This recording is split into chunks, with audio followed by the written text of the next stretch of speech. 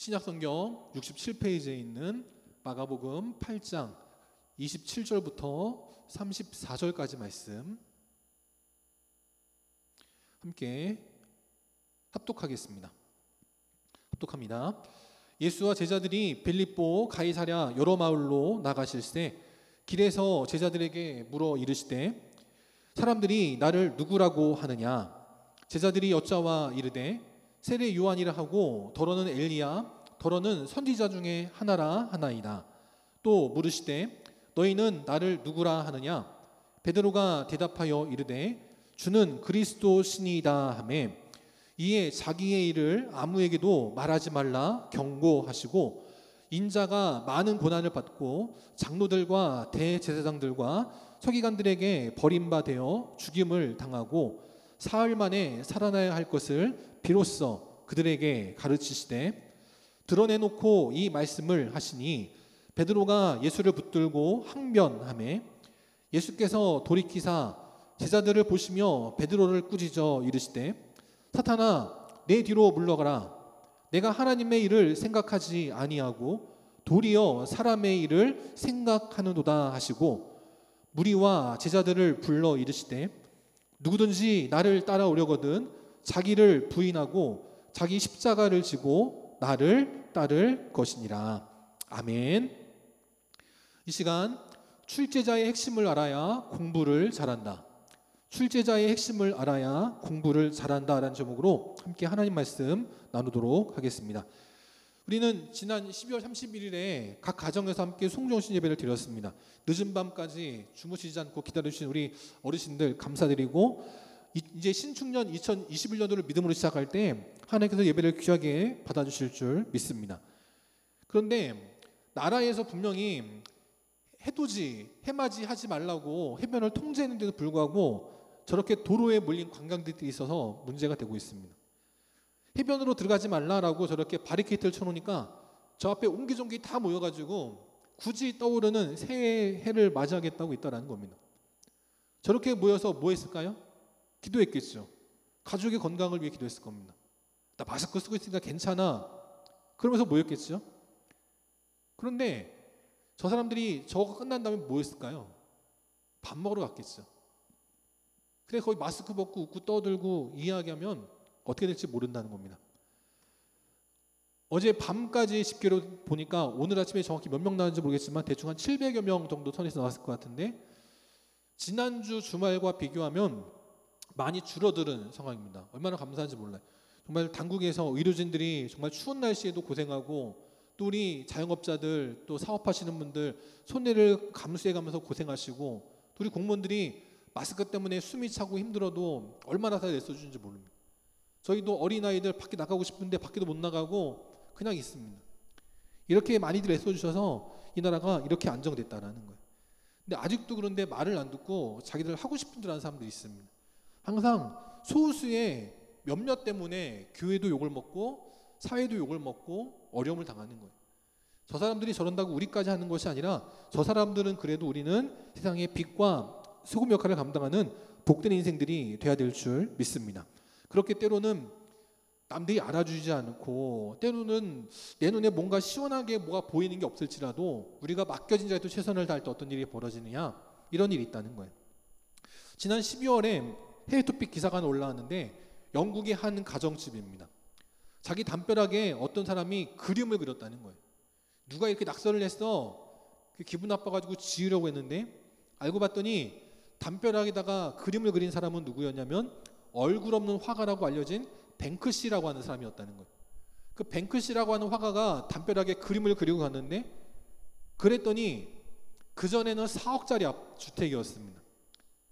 4억짜리 그냥 별 볼 일 없는 주택이었는데 저 사람이 그림을 그려놓고 가니까 70억대로 올랐다는 거예요. 그래가지고 저 집주인이 원래는 집을 팔려고 내놨었는데 저 사람이 그림을 그린 덕분에 많은 사람들이 구경을 오고 그래가지고는 집값이 70억 원으로 올라가니까 거의 20배 가까운 수준 아닙니까? 그래가지고는 그 집주인이 그 매매를 취소했다는 거예요. 저 집주인이 잘해서 한 게 아무것도 없습니다. 그냥 화가가 지나가다가 흰 담벼락을 보고 아 여기 그림 그리면 좋겠네 하고 그림을 그렸더니 그런 일이 벌어지더라는 거예요.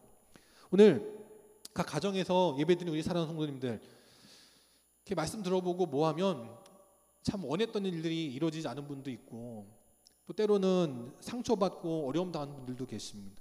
근데 그럼에도 불구하고 오늘도 한결같이 이 자리를 지킬 때 우리 하나님이 다녀가시면, 우리 예수님이 다녀가시면, 우리 성령님께서 성령의 부수를 한번 칠해주시면 우리 인생도 완전히 달라지는 복된 인생이 되게 하실 줄 믿습니다. 우린 그 믿음 가지고 살아가는 거예요.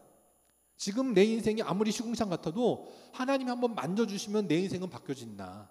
그 믿음 가지고 살아가는 거라는 겁니다. 오늘도 그 믿음 가지고 신앙생활 하시고, 지난 송구영신 예배 앞두고 우리 여선교회에서 나눠드린 것처럼 그 믿음 생활 카드 잘 정리하셔서 2021년도 한 해를 마무리할 때 내주시면 이번에는 그 내주신 것들을 가지고 시상하도록 하겠습니다. 그렇게 하시고 신앙생활 열심히 하는 우리 복된 성도들 다 되시기를 주님의 이름으로 축원합니다. 오늘 말씀으로 들어가서 문제를 하나 내겠습니다. 1 더하기 1은 뭘까요? 1 더하기 1은 뭘까요? 아마 우리 하은이도 맞추고 아마 우리 시원이도 맞출 수 있을 텐데 1 더하기 1의 답은 2입니다. 근데 예전에 우스갯소리로 이런 게 있었어요. 1 더하기 1이 뭐냐 선생님이 물었더니 어떤 학생이 답을 하기를 1 더하기 1은 1이에요 라고 하더라는 거예요.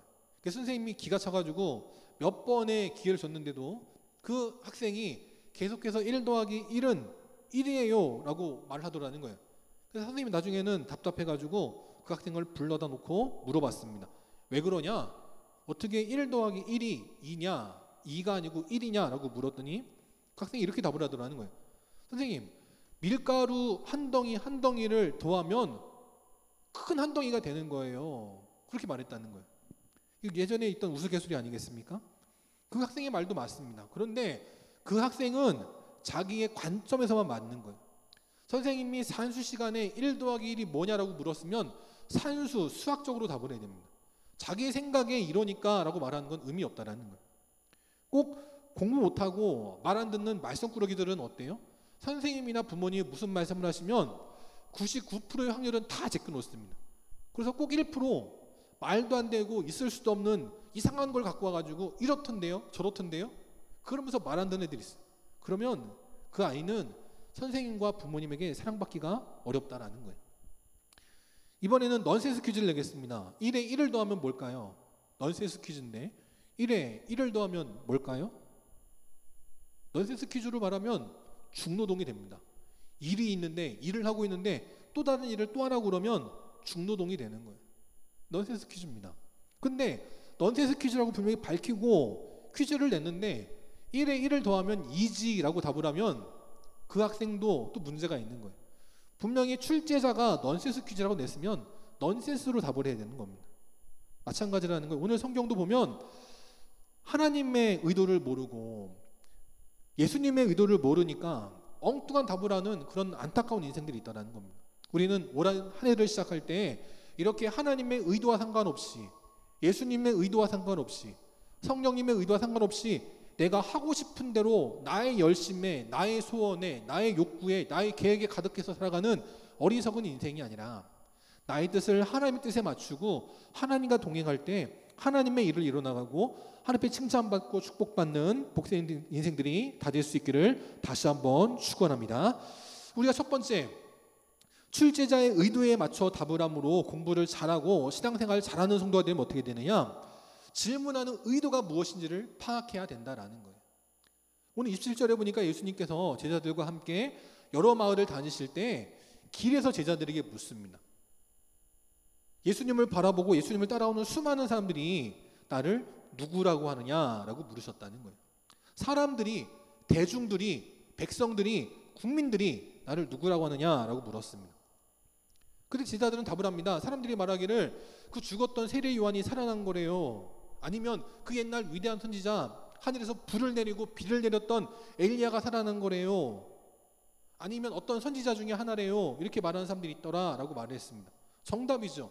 사람들이 나를 누구라고 하느냐라고 물을 땐 이렇게 말하는 게 정답입니다. 예수님께서 그 다음 29절에 보니까 또 물으십니다. 그러면 너희는 나를 누구라 하느냐라고 물으셨다는 거예요. 아주 유명한 질문이죠. 그래서 예수님의 질문에 베드로가 답을 합니다. 주는 그리스도시니이다 라고 답을 했다라는 거예요. 베드로도 정답을 말했습니다. 남들이 세례 요한이니 엘리야니 선지자니 랍비니라고 말할 때 베드로는 알았다는 거예요. 예수님이 하나님의 아들이시요 또한 그리스도시라는 것을 알았다는 겁니다. 근데 베드로는 평면적으로만 알았어요. 완전하게는 몰랐습니다.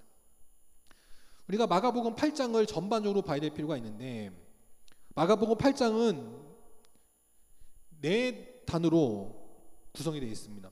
첫 번째는 바리새인들이 예수님이 기적을 행하셨음에도 불구하고 또다시 표적을 구하는 어리석은 모습을 보이고 있다는 거예요. 두 번째는 뭐가 있느냐? 배 안에서 먹을 떡을 구하는 제자들의 어리석은 모습이 나오고 있다는 거예요.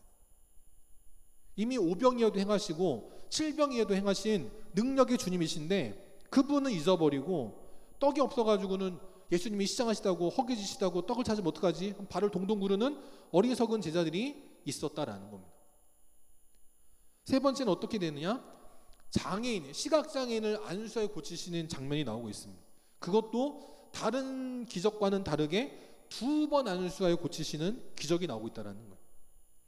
지난주 말씀드린 것처럼 이것은 예수님이 능력이 부족하시거나 그날따라 컨디션이 안 좋았거나 지치시고 피곤하셨거나 그런 게 아니라는 거예요. 그럼 뭐냐? 바로 이 오늘 말씀과 함께 연계해 봐야 된다는 겁니다.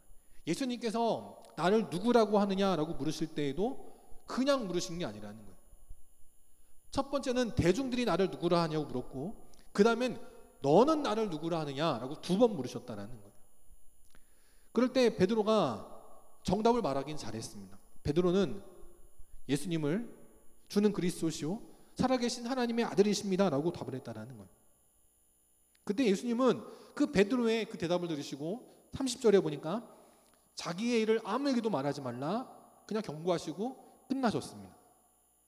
그런데 마태복음, 동일한 말씀이 기록된 마태복음에 보면 베드로가 주는 그리스도시요 살아계신 하나님의 아들이십니다라고 말할 때 예수님은 그 베드로의 대답을 들으시고 칭찬하십니다.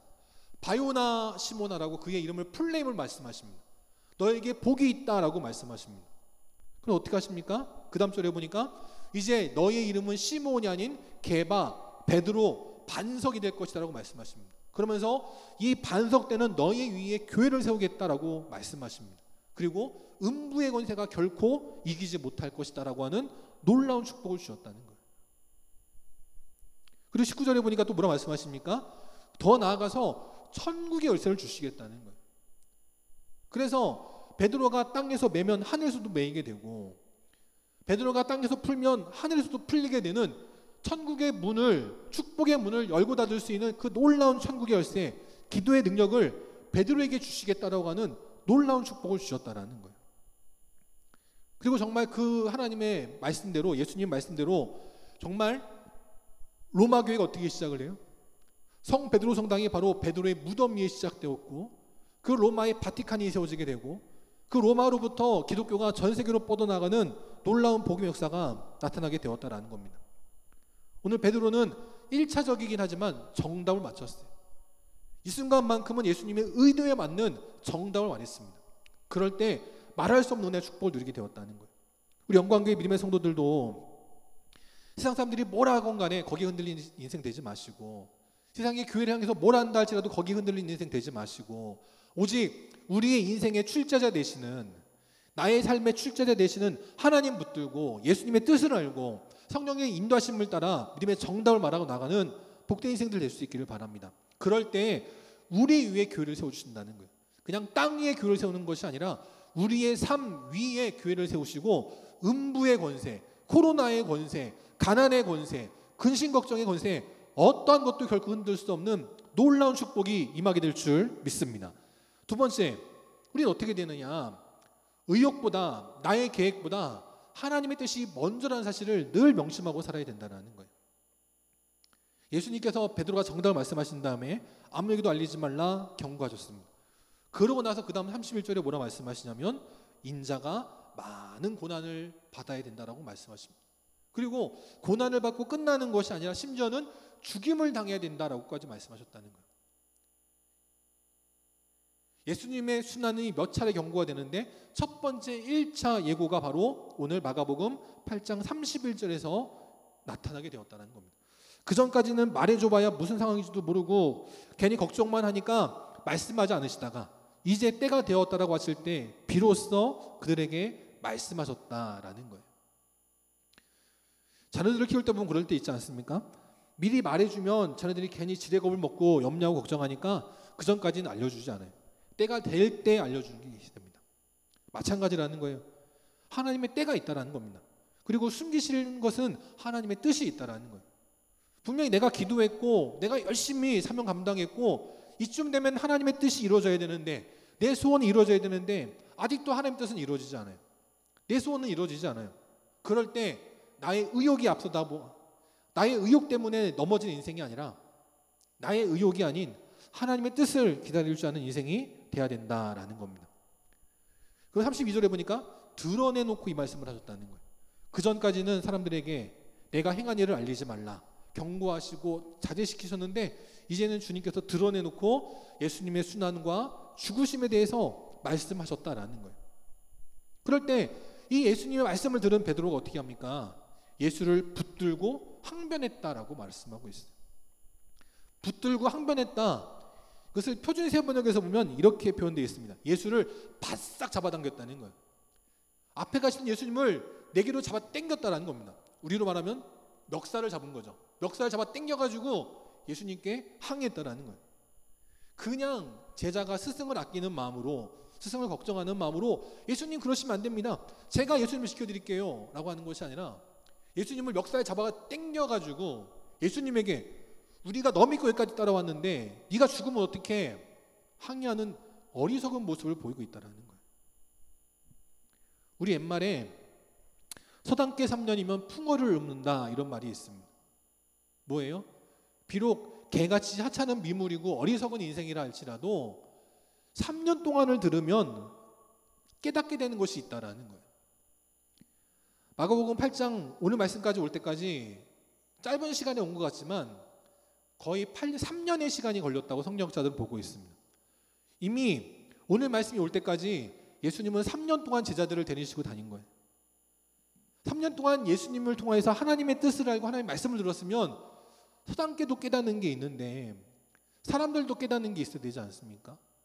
제자들도 깨닫는 게 있어야 되지 않아요? 그런데 베드로는 깨닫지 못하더라는 거예요. 베드로는 자기 의욕만 앞섰습니다. 내가 예수님 따라다니면 하나님의 나라가 오겠지. 그때 내가 하나님의 보좌 우편이나 좌편이나 둘 중에 하나 차지하겠지. 내가 예수님 때문에 출세하고 성공한 인생이 되겠지. 그 생각만을 가지고 왔다는 거예요. 그러다 보니까 이 베드로는 예수님 말씀 가운데 듣지 못한 게 있었습니다. 뭘 듣지 못했냐면 31절 말씀 그 마지막에 보면 예수님이 비록 죽임을 당하긴 하시지만 사흘 만에 살아나실 것을 또한 말씀하셨다는 거예요. 죽는 것은 안타까운 인생이지만 사흘 만에 부활하실 거라는 거예요. 그러면 하나님의 뜻이 있구나라고 이해되는 거 아니겠습니까? 근데 또 베드로는 자기 편견에 사로잡혀 있으니까 말씀이 안 들리더라는 거예요. 우리가 보통 그럴 때 있잖아요. 부부간에도 어떤 나의 생각이 가득해 있으면 상대방이 말할 때 안 들리는 경우들이 있습니다. 자녀들도 뭔가에 골똘하게 빠져 있으면 부모님 말씀하시는 게 안 들릴 때 있어요. 어리석고 안타까운 인생이다라는 겁니다. 그러한 베드로를 보시면서 예수님 어떻게 하세요? 33절에 보니까 베드로를 꾸짖었다라고 말씀하십니다. 그런데 베드로만을 꾸짖으신 게 아니었다는 거예요. 바로 그 앞을 보면 예수님께서 제자들을 보시며 베드로를 꾸짖었다라고 말씀하세요. 비록 말씀은 베드로에게 하셨지만 시선과 고개는 누구를 향하고 있어요? 제자들을 향하고 있는 거예요. 베드로가 총대를 매가지고 예수님께 꾸중을 듣긴 했지만 제자들도 마찬가지였다는 겁니다. 예수님이 뭐라고 말씀하십니까? 사람의 일을 생각하는구나 라고 책망하시더라는 거예요. 비록 그들이 이스라엘 모든 백성들 가운데 12명이 선발됐습니다. 12지파를 상징하는 숫자로 12명이 선발됐습니다. 선택되었습니다. 제자가 됐습니다. 그리고 예수님을 3년 동안 따라다녔어요. 근데 그들은 여전히 하나님의 일은 생각하지 않고 자기의 의욕만 앞서서 사람의 일을 생각하는 안타까운 인생이 되었다라는 겁니다. 성자 어거스틴이 있는데 어거스틴이 이런 말씀을 하신 적이 있습니다. 잘못된 길에서 달리는 것보다 바른 길에서 기는 것이 낫다 이런 말을 한 적이 있어요. 저도 예전에 비슷한 말씀 드린 적이 있는데, 내가 부산에 가야 되는데 평양 가는 기차를 타면 답이 없다라는 거예요. 아직 KTX가 난 건 아니지만 만약에 평양까지 가는 KTX가 있다고 칩시다. 그런데 내가 부산을 가야 되는데 아무리 KTX를 탔어도 평양 가는 KTX를 타면 소용이 없다라는 거예요. 그러면 평양을 넘어서 중국과 러시아를 넘어서 유럽으로 가게 된다는 겁니다. 근데 비록 내가 소 달구지를 타고 있어도, 심지어는 거북이 등에 올라타도 경부선을 타면 반드시 부산에 도착하게 된다는 거예요. 우리는 보통 열심만을 생각합니다. 내가 얼마나 했는데, 내가 얼마나 기도했는데, 나의 열정, 나의 열심, 우린 이것들을 말합니다. 성경은 그렇게 말씀하잖아요. 열심이 잘못됐다는 것이 아니고, 열정이 잘못됐다는 게 아니고, 열정과 열심도 중요하지만 그것은 바른 목표, 바른 방향을 향해야지, 잘못된 방향, 하나님의 일이 아닌 사람의 일과 나의 의욕을 향한 열정과 열심이라면 그것은 잘못되었다라는 것입니다. 지금 오늘 말씀에서의 베드로의 상태는 어떤 상태냐? 마치 소경의 1차 안수 때와 마찬가지였다라는 거예요. 소경도 그 전까지는 아무것도 보이지 않았습니다. 모든 것이 캄캄했습니다. 근데 예수님 만나서 첫 번째 안수를 받습니다.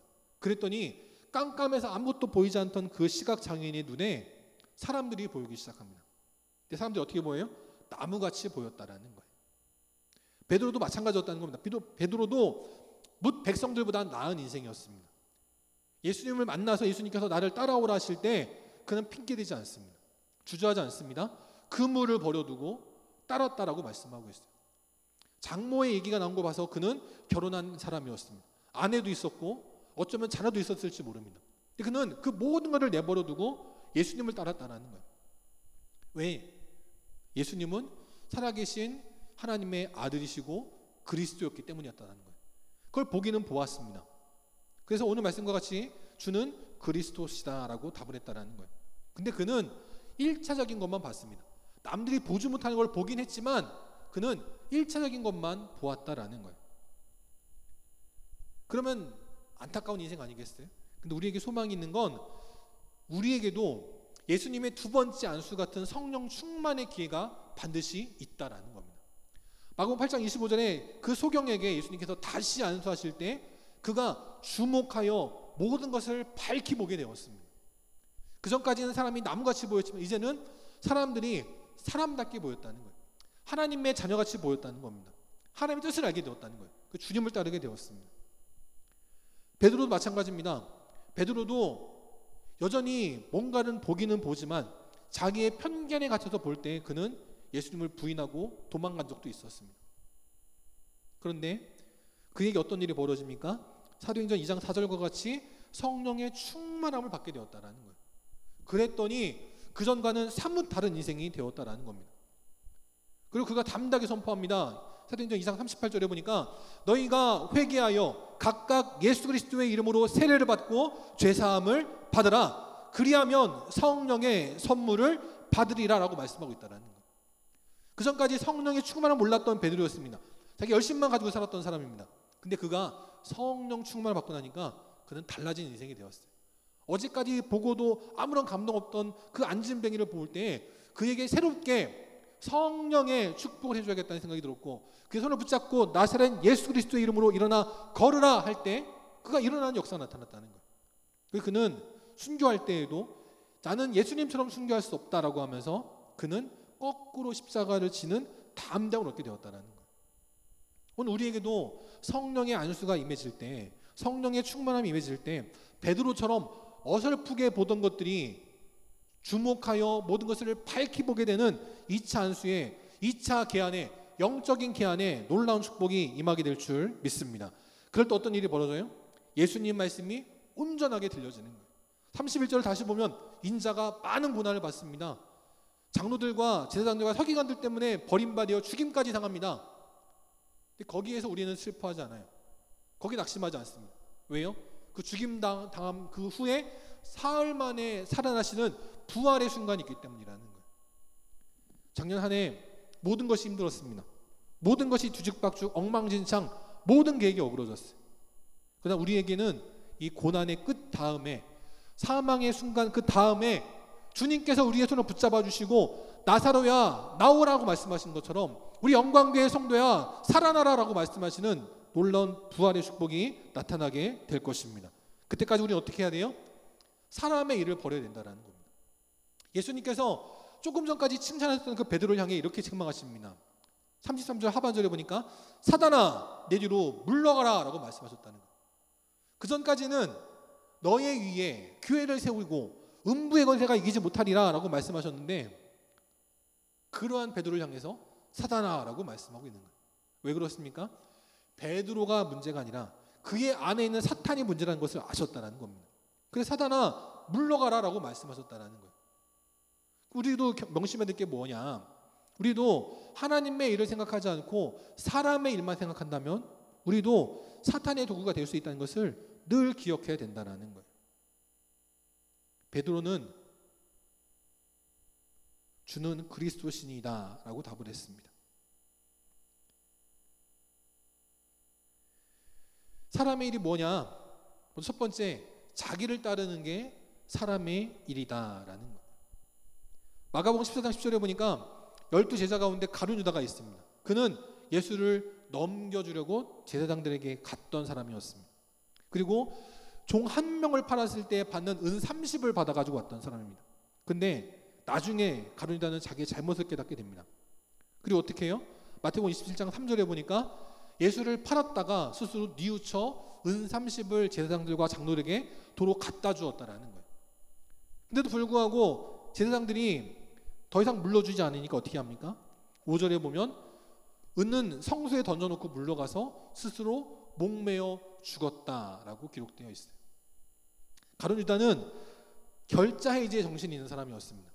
내가 예수님 팔았으니까 내가 예수님을 팔아넘긴 대가도 내가 치러야 돼, 그런 마음이 있었다는 거예요.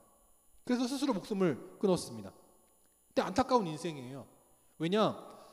가룟 유다가 예수님을 팔아넘긴 건 왜 그러냐? 요한복음 13장 2절에 보니까 마귀가 예수를 팔려고 하는 생각을 집어넣었기 때문이라는 겁니다.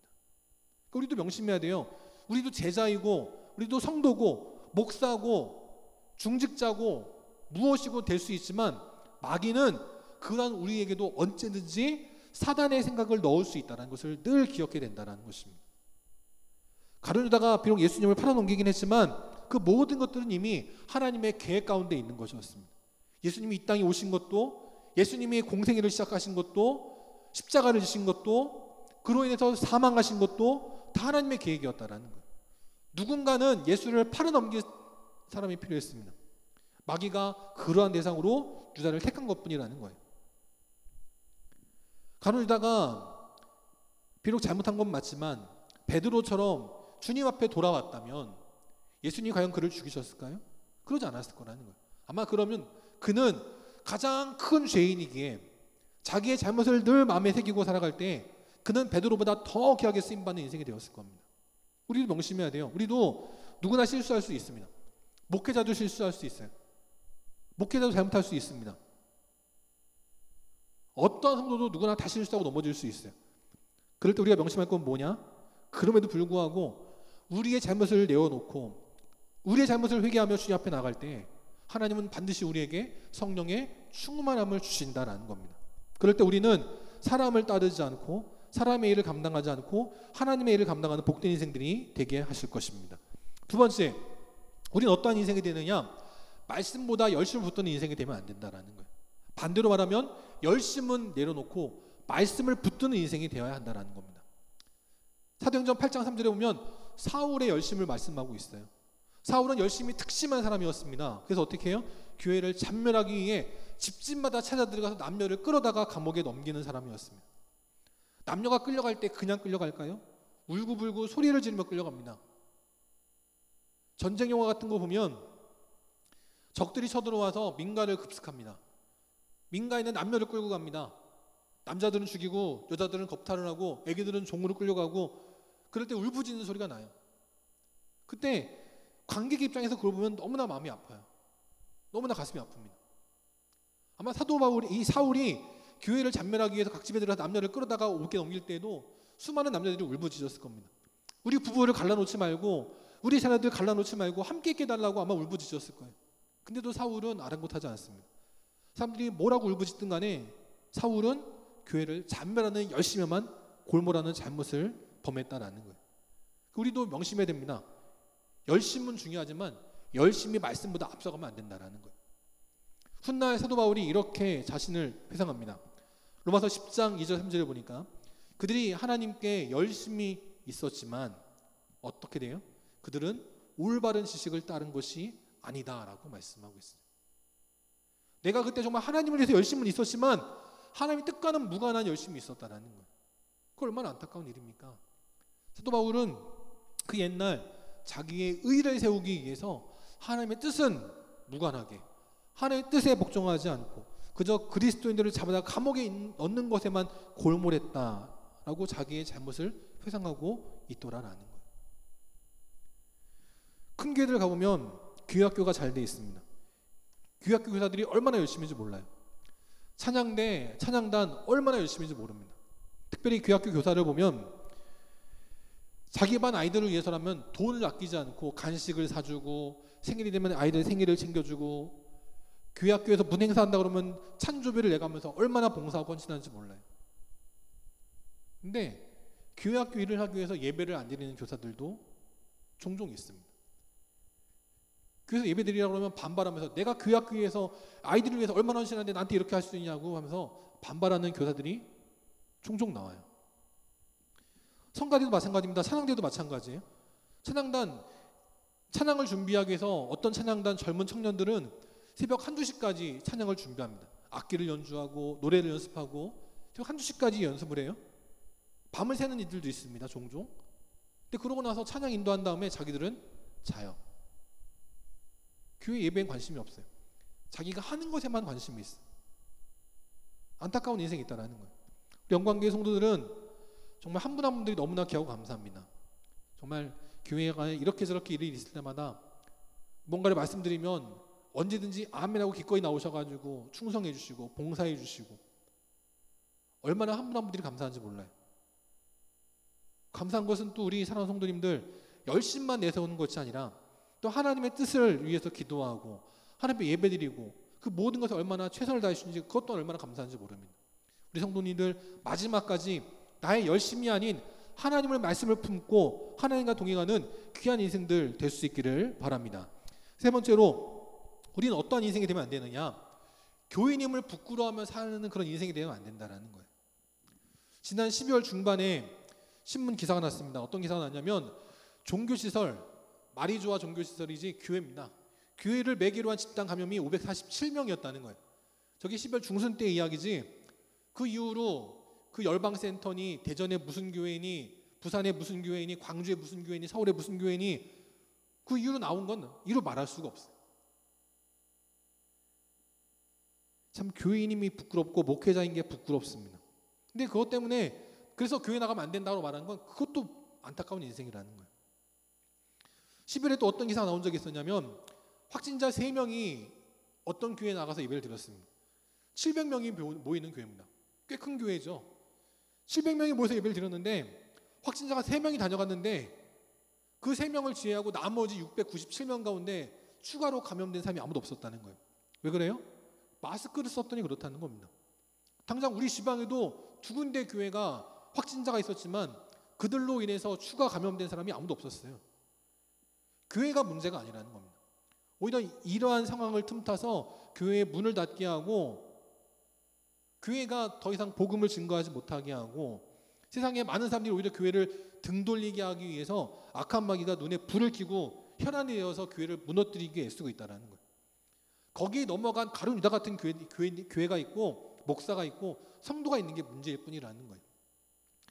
남이 어쨌건 간에 우리는 남 탓하고 거기만 무너진 인생이 아니라 우리는 예배드리기 위해서 마스크를 잘 쓰시고 정부에서 말하는 것처럼 당국이 말하는 것처럼 사람들을 만나는 것도 조심하시고 주의하셔서 나도 감염자가 되지 말고 나 때문에 교회 성도 누구도 감염자가 되지 않도록 최선을 다하는 우리 복된 인생들 될 수 있기를 바랍니다. 히브리서 11장 24절에 보니까 이렇게 말씀하고 있어요. 모세는 바로의 공주의 아들로 자랐습니다. 근데 그는 바로의 공주의 아들, 그 대단한 애굽의 왕자로서 칭함받는 걸 거절했다라는 거예요. 그리고 어떻게 해요? 그 애굽의 왕자로서 누릴 수 있는 모든 특권은 다 거절하고 그는 오히려 하나님의 백성과 함께 고난받는 것을 더 좋아했더라라는 거예요.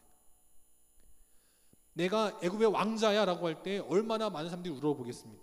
모두가 그 발 앞에 엎드리고 고개를 들지 못하고 그의 말 한마디에 벌벌벌 떠는 거예요. 근데 모세는 그러한 모든 특권을 내려놓습니다. 명예를 내려놨어요. 그러면서 오히려 하나님의 백성과 함께 광야를 헤매일 때 그 모습은 행색이 남루하기가 짝이 없고 아무도 알아주지 않습니다. 모두가 모욕하고 무시합니다. 그래도 불구하고 그는 하나님 백성과 함께 고난받는 것을 더 좋아하는 인생이었다라는 거예요. 왜 그래요? 그는 그리스도를 위하여 받는 그 수모, 그것을 애굽의 모든 부하보다 더 큰 재물로 여겼다는 거예요. 그러면서 그는 훗날 하나님의 보좌 앞에서 상 주실 것을 바라보는 인생이었다라는 겁니다. 항상 연말이 되면 방송사마다 연애 시상식을 합니다. 무슨 이렇게 시상식을 해요. 전 별로 그거 안 좋아하는데 이번에도 송정심이 끝나고 집에 들어갔더니 이제 예배가 다 끝나고 나서 이제 그걸 이렇게 보더라고요. 그래서 저도 이제 그걸 이렇게 옆에서 같이 보는데 KBS 연예대상입니다. 그게 31일인지 언제인지 잘 기억이 안 나는데 어쨌든 31일 어쨌든 KBS에서 연예대상을 하는데 우수상으로 누구를 줬냐면 KBS 저녁 1일 드라마의 주연을 맡고 있는 이채영 씨에게 상을 줬더라고요. 전 저 배우를 볼 때마다 너무 이렇게 악을 쓰는 그런 표독스러운 연기를 너무 많이 해서 저 사람 괜찮을까 걱정이 늘 됐습니다. 왜냐하면 연예인들 보면 너무 그 배역에 빠지면 종종 스트레스를 너무 심하게 받고 문제가 되는 경우들이 있다 하더라고요. 저는 그래서 저 배우가 좀 약간 걱정이 되는 마음으로 이렇게 봤는데 우수상을 탔다고 소감을 말할 때 그냥 그런가 보다 했습니다.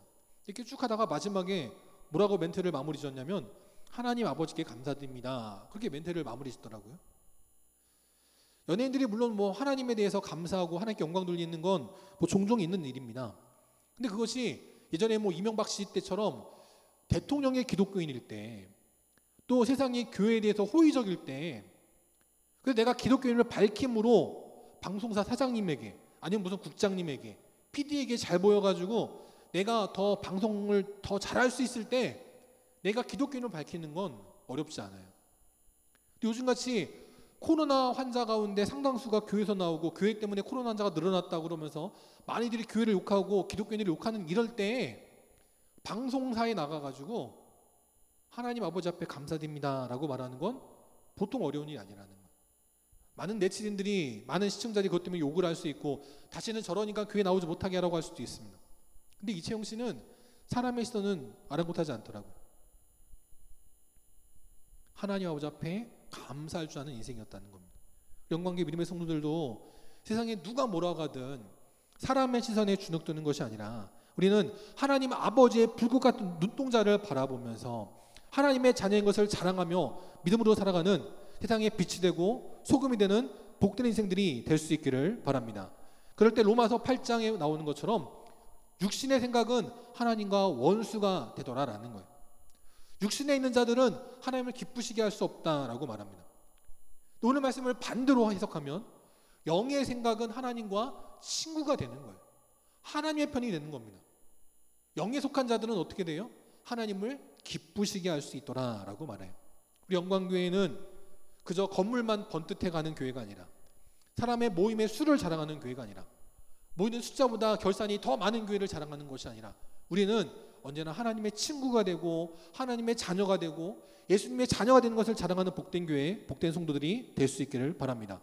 우리가 언제나 하나님의 성령에 거할 때 하나님을 기쁘시게 하는 70억의 사람 가운데 하나님이 보실 때마다 마치 노아의 때와 같이 근심하고 신음하시며 죄가 번영하고 가득한 것을 통해서 하나님이 안타까워하실 때 그럼에도 불구하고 저 영광교회 성도들이 있지, 저 영광교회 성도들이 내 기쁨이지, 그렇게 노아를 칭찬하신 것처럼 우리를 보실 때 하나님 마음을 기쁘시게 하고 하나님의 뜻을 감당할 수 있는 복된 인생들 될 수 있기를 바랍니다. 로마서 8장 14절 마지막으로 함께 읽고 오늘 말씀 마치겠습니다. 시작.